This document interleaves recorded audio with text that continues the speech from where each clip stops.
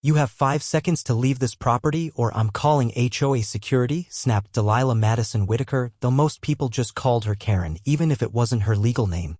Her phone shook slightly in her grip, pointed like a weapon. I sat calmly in my Adirondack chair, still sipping my lemonade under the wide branches of the tree I planted 15 years ago. I didn't stand. I didn't even flinch. "Would you like to speak to the Secret Service agent in the car before or after you hang up?" I asked. She blinked. Then, the door to the black SUV cracked open and her whole world flipped. It had started like any other lazy Sunday. I was in my backyard, a deeded, fenced-in property that technically sat just outside the jurisdiction of our self-important HOA. My home had existed long before they were ever incorporated. But Delilah Karen had taken it upon herself to declare war on me. I wasn't a visible neighbor. I didn't join the block parties. I didn't subscribe to the newsletter. I also happened to be a federal consultant. Yes, the kind that had black SUVs parked outside and men in suits with earpieces rotating in and out. Karen, clipboard in hand, marched up to the fence line and yelled, "You don't belong here. This is HOA-monitored property." "Ma'am, I live here," I said. She scowled. "No, you don't. We've seen the men in suits. You're either squatting or pretending to be security." Before I could respond, she whipped out her phone and started calling what she called neighborhood patrol. That's when Chad showed up, shirtless and sunburned in cargo shorts, arriving in a golf cart with a megaphone. He shouted, "Sir, you are trespassing on HOA-monitored land. Vacate immediately."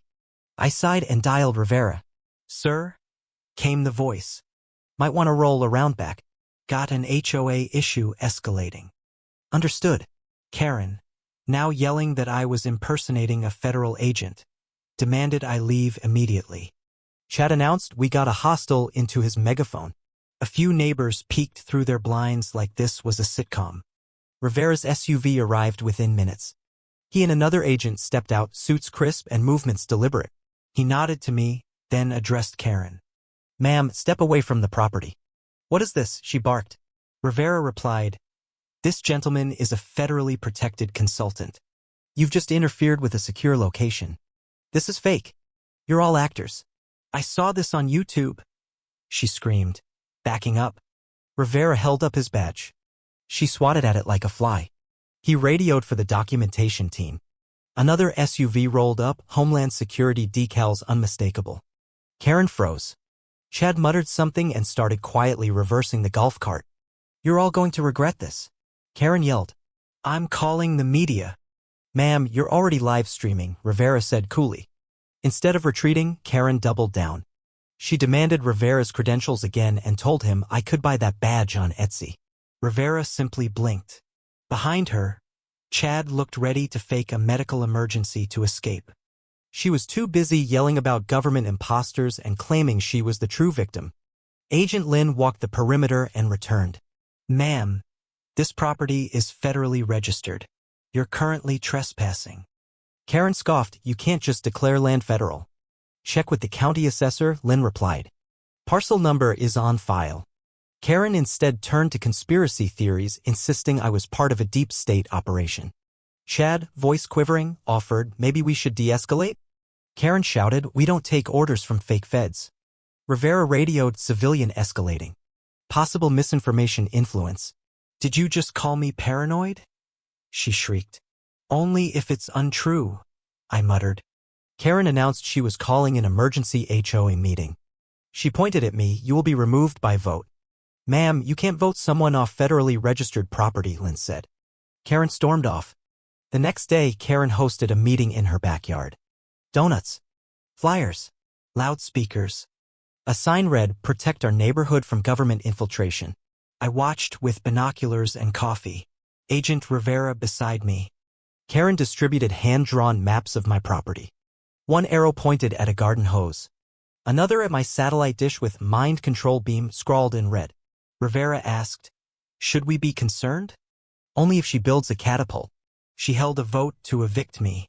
2 people raised hands, one mid-bite into a jelly donut. Chad quietly said, "I think I forgot how to write." Rivera stepped forward with surveillance footage. "You're shown entering this yard 7 times, recording and issuing verbal threats." Karen gasped, "Deep fake." Chad whispered, "That's your blue visor." Karen screamed, "I'm calling the media." "We'll notify them," Rivera said. The next day, Karen created a community truth zone in her front yard. Tents, signs, clipboards. She called the local news. They actually showed up.